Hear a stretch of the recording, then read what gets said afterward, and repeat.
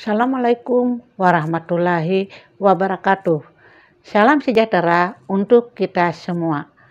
Materi kita hari ini adalah proposal penelitian. Proposal merupakan bentuk pengajuan penawaran baik berupa ide, gagasan, pemikiran, maupun rencana kepada pihak lain untuk mendapatkan dukungan, izin, persetujuan, dana, dan sebagainya. Proposal itu terbagi dari 4 jenis. Ada yang namanya proposal bisnis, proposal proyek, proposal kegiatan, dan proposal penelitian. Yang terkait dengan akademik atau kebutuhan Anda sebagai pelajar dan mahasiswa adalah proposal penelitian. Proposal penelitian adalah rencana penelitian yang diusulkan sebelum penelitian dilaksanakan. Isinya, bagaimana setiap tahap penelitian akan dijalankan atau pegangan dalam kegiatan penelitian yang akan dilakukan. Oleh karena itu, proposal harus disusun secermat mungkin. Bahkan bila perlu, proposal diseminarkan terlebih dahulu untuk memperoleh umpan balik sehingga menambah bobot ilmiah penelitian dan untuk menghindari kemungkinan penelitian gagal dilakukan. Secara garis besar, tahapan penulisan proposal penelitian ada 3. Yang pertama adalah persiapan, yang kedua adalah penulisan, yang ketiga adalah pengeditan. Nah, langkah apa saja yang diperlukan dalam persiapan penulisan proposal? Yang pertama adalah cari topik. Nah, hendaknya topik yang Anda pilih adalah yang pertama dikuasai, yang kedua disenangi, yang kedua adalah hal yang baru, ya. Yang keempat itu memberi manfaat bagi orang lain. Kemudian yang kedua, topik tersebut harus dipersempit, yaitu fokus dan pembahasannya tuntas. Yang ketiga, bermanfaat dan prioritas.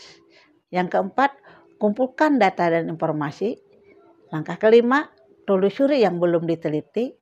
Langkah keenam, baca hasil penelitian sebelumnya atau sekitar 5 tahun ke belakang. Yang ketujuh, gunakan kartu data. Bacaan penting yang hendak dikutip di dalam proposal. Yang kedelapan, catat sumber referensi. Kalau misalnya mengambil di internet atau di Google, sebutkan tanggal mengunduh. Yang kesembilan adalah Anda perlu konsultasi dengan ahlinya. Kemudian yang ke-10, perhatikan sistematika. Dan yang ke-11 adalah susun kerangka supaya sistematis dan teratur. Nah, itu adalah langkah persiapan di dalam penulisan proposal. Langkah yang kedua adalah penulisan proposal. Nah, penulisan proposal ini menulis sesuai dengan kerangka ide.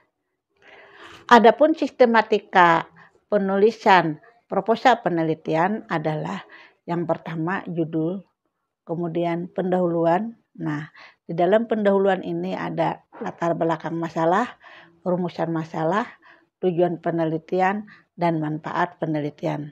Nah, yang kedua ada landasan teori.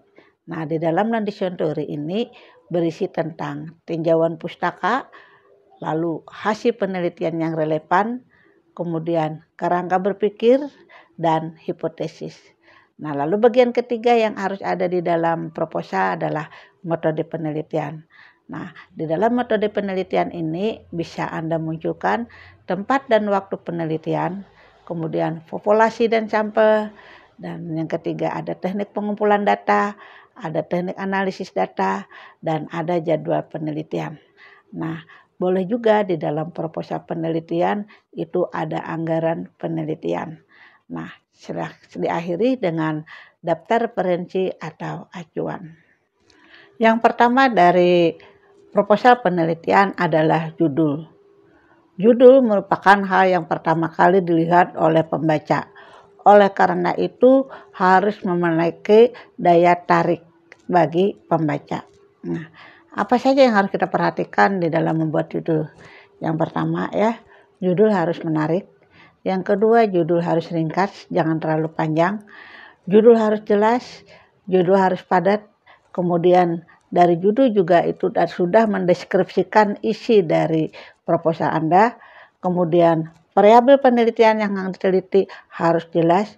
Kemudian juga bisa memperlihatkan lokasi, waktu, dan responden penelitian. Seandainya judul itu panjang, boleh ditambah subjudul, dibatasi dengan tanda titik 2, atau ditulis di dalam tanda kurung. Dalam judul sebaiknya jangan menggunakan singkatan. Berikutnya kita membicarakan tentang pendahuluan yang harus ada di dalam sebuah proposal.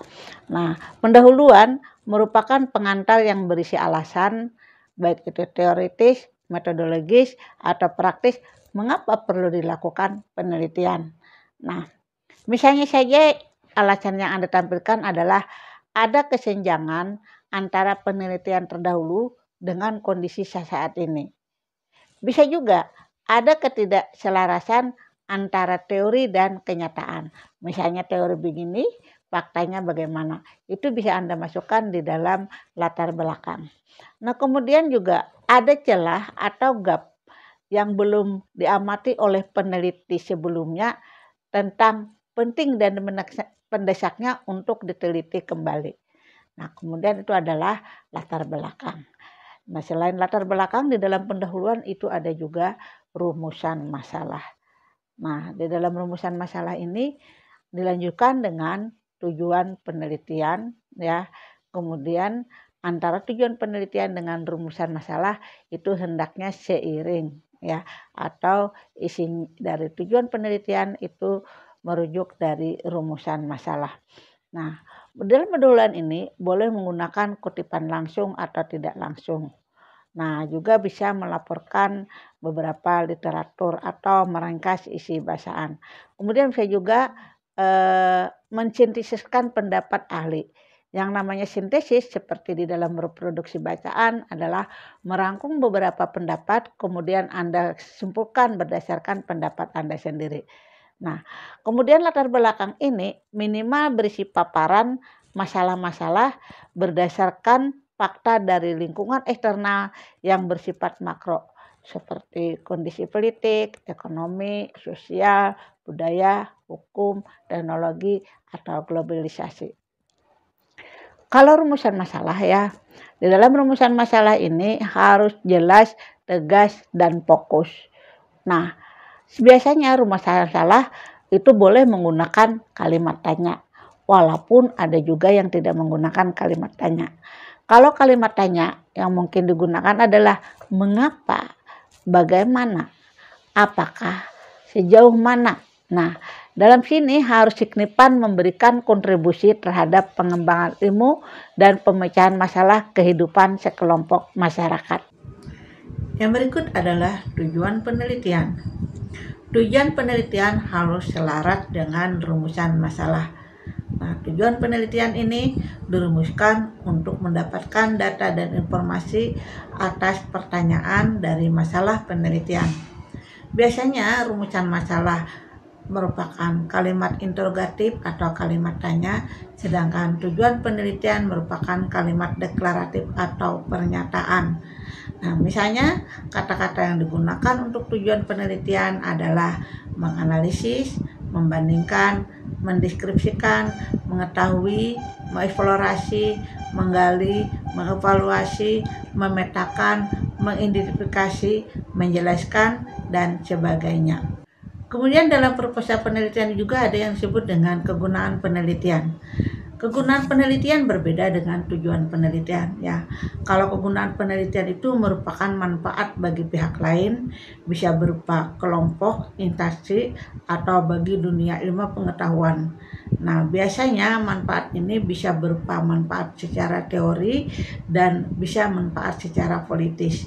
Nah, kalau secara teori biasanya berupa sumbangan teori, konsep, atau metode. Sedangkan manfaat secara praktis itu kontribusinya adalah atas pemecahan masalah praktis dan pembuatan keputusan. Nah, ada lagi di dalam proposal penelitian yang harus ada, yaitu kajian literatur. Yang namanya kajian literatur adalah menelaah secara kritis sumber-sumber bacaan. Nah, biasanya sumber-sumber bacaan dari kajian literatur itu bisa berupa buku teks, ensiklopedia, artikel jurnal, makalah, artikel koran, artikel majalah, website, skripsi, tesis, disertasi, dan sebagainya. Kajian literatur merupakan penafsiran terhadap penelitian relevan. Di sini kita dapat belajar dari kekurangan penelitian sebelumnya dan dapat mempertajam interpretasi terhadap hasil penelitian sebelumnya. Nah, kemudian di dalam teknik meninjau literatur, pertama, kita harus mengkaji ulang penelitian terdahulu secara kritis. Yang kedua, pilih kutipan yang relevan dan mutakhir. Yang ketiga, susun kutipan dalam bentuk sintesis. Jadi yang namanya sintesis ketika kita belajar produksi bacaan adalah mengumpulkan berbagai pendapat, kemudian pendapat tersebut kita buat kesimpulan sendiri. Nah, dalam bidang tertentu, kajian literatur mencakup landasan atau kerangka teoritis. Dalam kerangka teoritis diuraikan teori-teori yang ajek yang digunakan penelitian untuk mengakses data. Kerangka teori memaparkan definisi, istilah, atau konsep penting terkait variabel yang akan diteliti.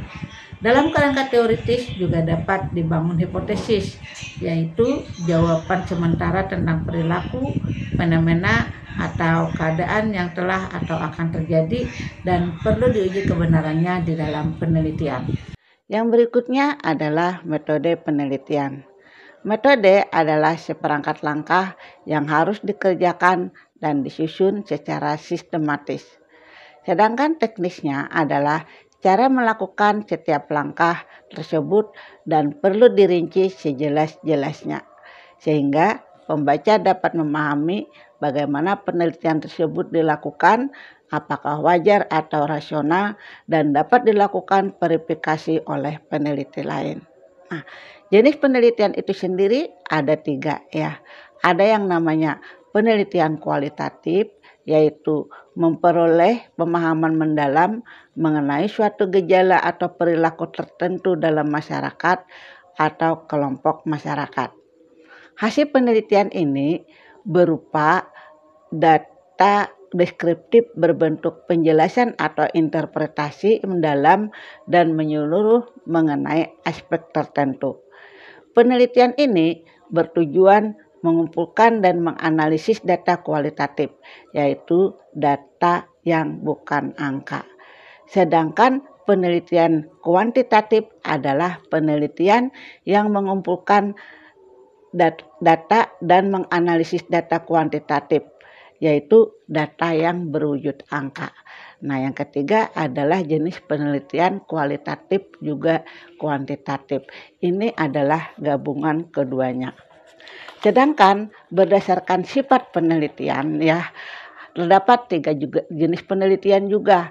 Ada yang disebut dengan penelitian eksplorasi atau penjajakan, yaitu penelitian yang bersifat menggali informasi dan melaporkan apa adanya. Nah, ada juga penelitian deskriptif, yaitu penelitian yang mendeskripsikan fenomena tertentu. Nah, pertanyaan penelitian seperti siapa, apa, bila mana, di mana, merupakan pertanyaan yang digunakan untuk penelitian deskriptif kualitatif. Sedangkan penelitian deskriptif kuantitatif untuk menjawab pertanyaan berapa banyak. Nah, ada lagi penelitian kausal, yaitu bersifat menjelaskan hubungan antar variabel. Hubungan itu dapat simetris mempengaruhi atau dipengaruhi variabel lain, atau resiprokal seperti saling mempengaruhi, atau asimetris jika satu variabel mempengaruhi perubahan variabel lainnya, yaitu variabel dependen. Yang berikut adalah sumber data. Sumber data itu bisa berisi populasi dan sampel. Populasi adalah sekelompok orang atau benda atau hal yang menjadi sumber pengambilan sampel. Sampel yaitu bagian populasi karena tidak mungkin meneliti seluruh populasi. Berdasarkan sampel dapat dibuat generasi tentang populasi penelitian.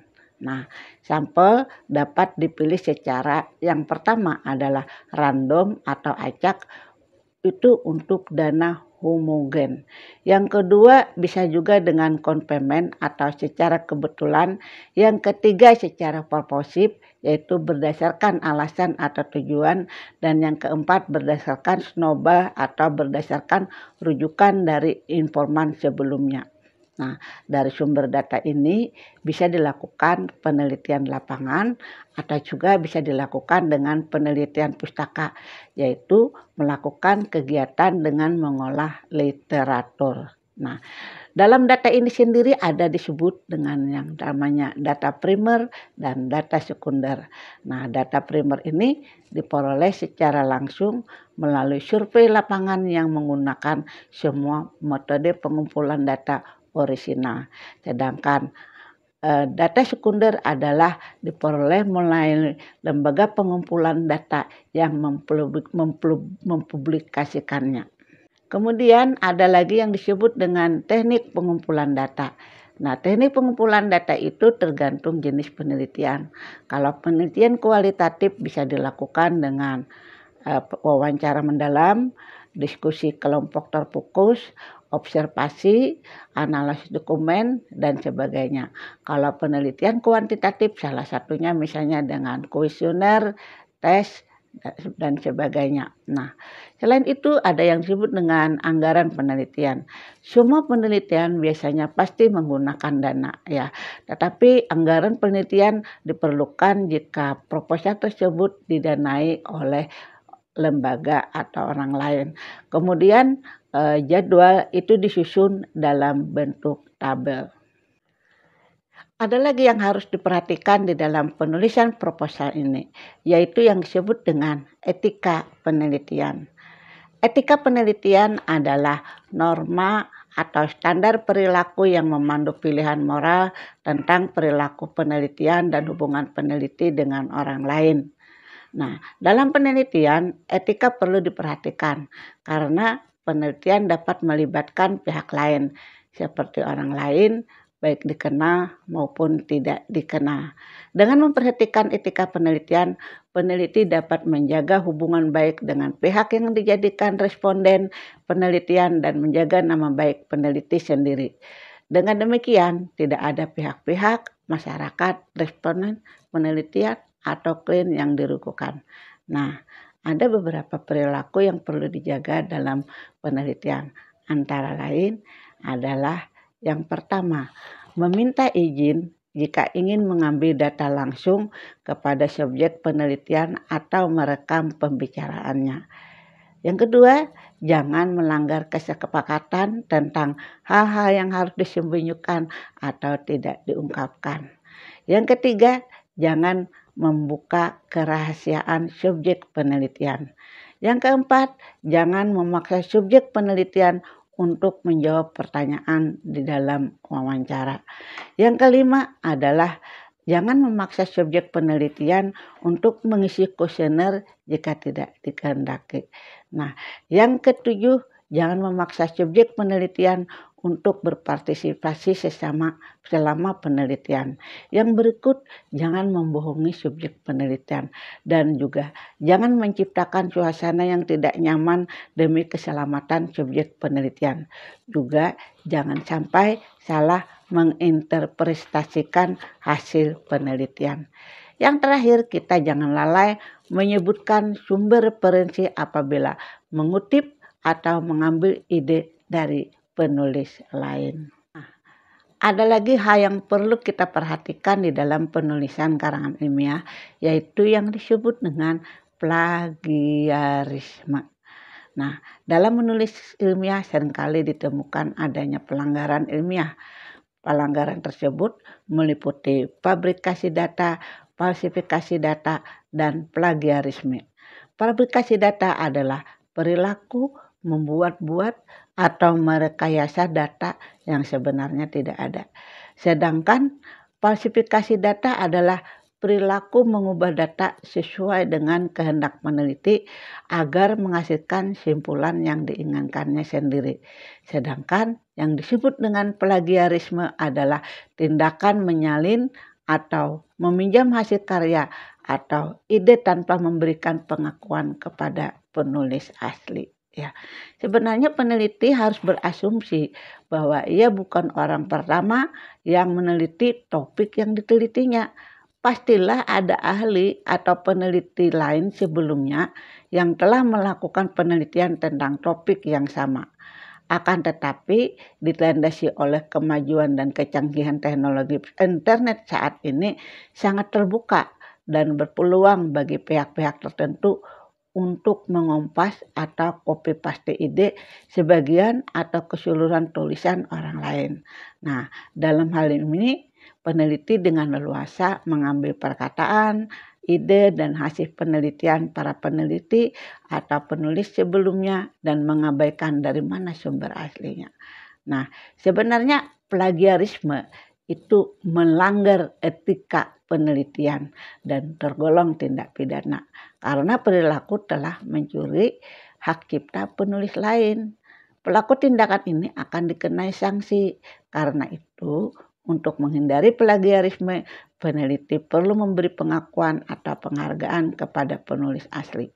Caranya dengan mencantumkan nama penulis asli di dalam sitasi atau kutipan dan daftar acuan. Nah, di sini ada beberapa hal yang termasuk plagiarisme menurut Bot dan Gibadi dalam Uttara Dewa ya. Yang pertama yang termasuk plagiarisme adalah mengakui tulisan orang lain sebagai tulisan sendiri. Yang kedua, mengakui gagasan orang lain sebagai pemikiran sendiri. Yang ketiga, mengakui temuan orang lain sebagai kepunyaan sendiri. Yang keempat, mengakui karya kelompok sebagai milik sendiri. Yang kelima, menyajikan tulisan yang sama dalam kesempatan yang berbeda tanpa menyebutkan asal-usulnya. Yang keenam, menyajikan kembali bagian dari tulisan sendiri yang telah dipublikasi. Yang ketujuh, meringkas dan memparafrasekan dengan menyebut sumbernya, tetapi rangkaian kalimat dan pilihan katanya masih persis sama dengan sumbernya.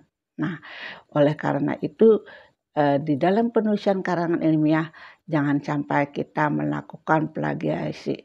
Oleh karena itu kita perlu hati-hati ketika mengutip atau mengambil referensi dari punya orang lain.